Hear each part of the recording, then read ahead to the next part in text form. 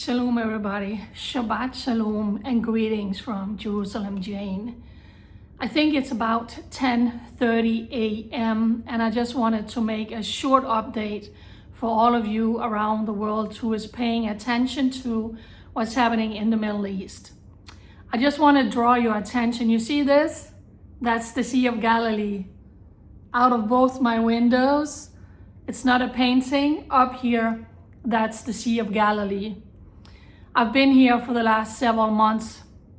The first time I was out of Jerusalem for many years, actually, trying to process and deal with all the traumas from war and terror attacks and terrorism that I've been reporting about for so many years.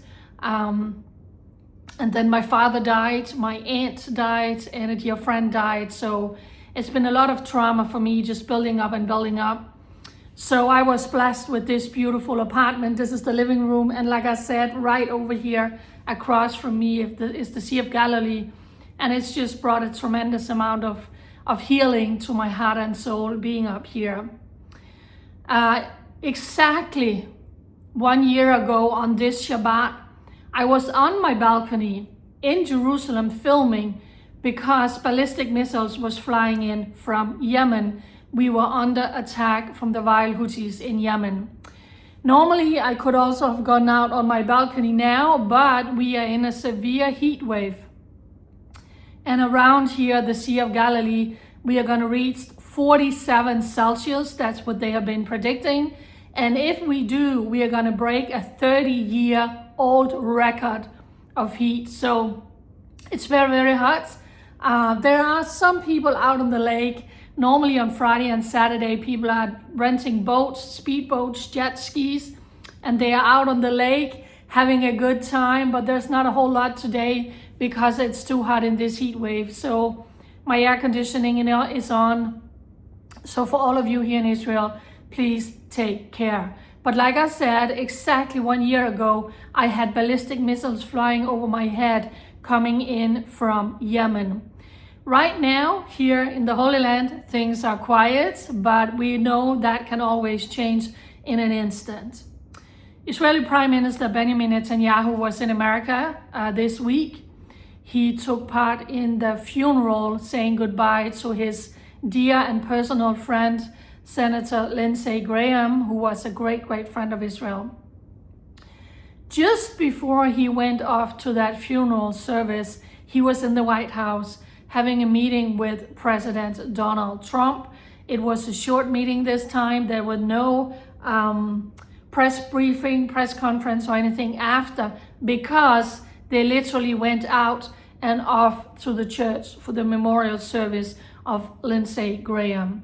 It was a more secretive meeting this time, but we are all keeping an eye on what's happening in America, the White House. And I want to say, God bless America, God bless Donald Trump and the U.S. administration, and God bless the U.S. military, the Air Force, the Navy, the ground troop, all of you, God bless you. We have a lot of American planes in Ben Gurion Airport. They are taking up a lot of space in Ben Gurion Airport. Is actually affecting that not a lot of regular flights can go in and out. And they are also filling up in Israeli Air Force bases.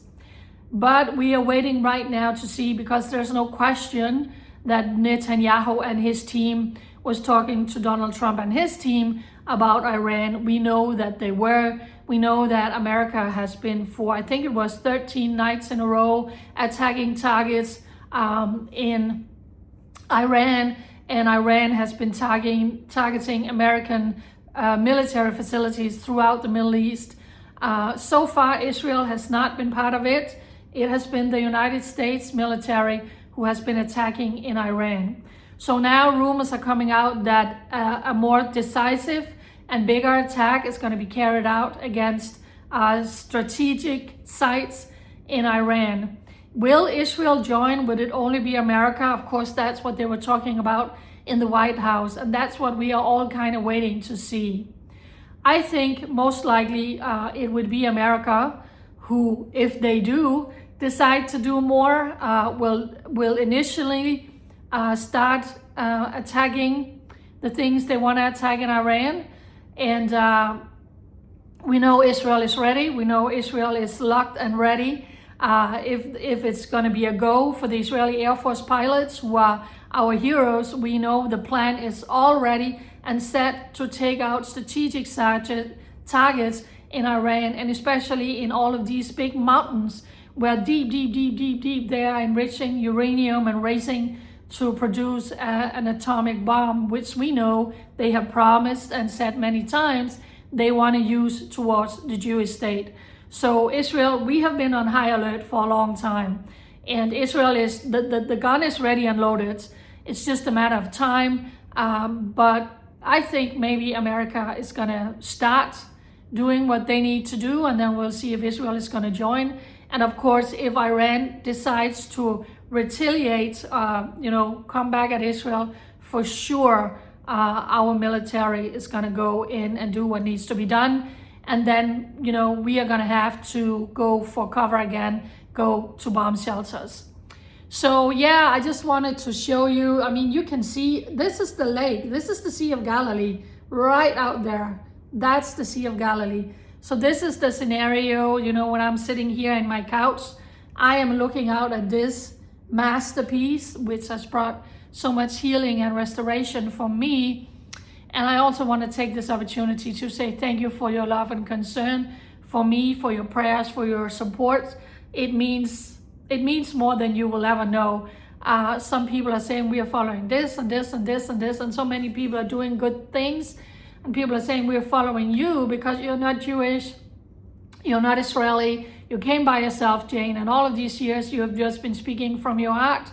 Also about the experience of actually being here, what you're going through, what it feels like when you are standing in the shower and missiles are raining over your head, or you're walking down the streets, or you're in the supermarket and all of a sudden you have to run for cover. All of the personal experience that I have been sharing about for many years in thousands of video updates, live videos, and also on my blog post on Jerusalem Post, and earlier when I was with Israel 365.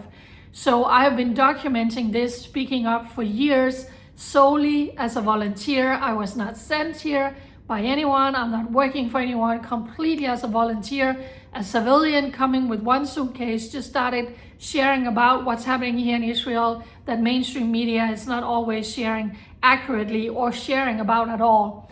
And especially about the horrific terror attacks which happen again and again and again and again, where Jewish grandmothers, babies, fathers, mothers, children are being murdered for no other reason than just being Jewish, which happened last week, that you don't always hear in mainstream media. So I have been trying to speak up for them and be their voices and share about it. But when you're doing that day after day and year after year, it affects you. My heart has just been shattered to the core, and with the death in my family and the wars, and I don't go into a bomb shelter. I'm always out filming on my balcony because I want to show you what it's like when these missiles are flying over our heads.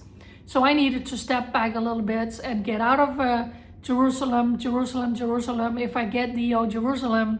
And this place just kind of dropped in my lap, and I've been here for actually 4 months. But that time is coming to an end. My heart is longing for Yerushalayim, so to get back home to Jerusalem. This place is rented out. I have to leave, and I am leaving on August 23rd, looking for a fully furnished 1-bedroom apartment, 2-bedroom apartments in Jerusalem. I'm only arriving. I actually have a suitcase here. I'm packing again, only arriving with my clothes and shoes and books and Bibles and all of that. That could potentially be in a new round of war with Iran. If America goes in and do this, and if Israel is joining, that could be maybe for a week, maybe for 2 weeks. But I still need to have to pack up and move and go from here in Tiberias to a fully furnished apartment in Jerusalem. So for any landlords out there, for anyone who has an Airbnb, because there's not really many tourists here right now. So for any of you who has a fully furnished B&B in Jerusalem, I will leave my email address. Please reach out and connect with me. People said, what's your email address? And people also said, we know you don't have a salary. I'm not monetizing any social media. I'm not making any money from any of the work that I'm doing, which is just as a volunteer, my reporting. So there are 2 donation platforms. There's a GoFundMe, and that tells my whole testimony. That GoFundMe has been going for years. So that amount that's there now, I don't have that money. That has been used for years.